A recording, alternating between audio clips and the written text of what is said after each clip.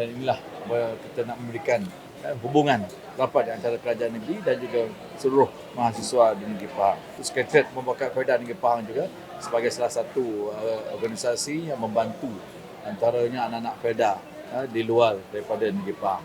Inilah satu inisiatif yang telah pun kita gerakkan, terutama sekali kepada golongan belia ataupun anak-anak muda yang berada di perantauan, yang berada di luar Negeri Pahang. Bila mereka berada di Negeri Pahang, kita boleh kawal ataupun boleh bantu secara terus.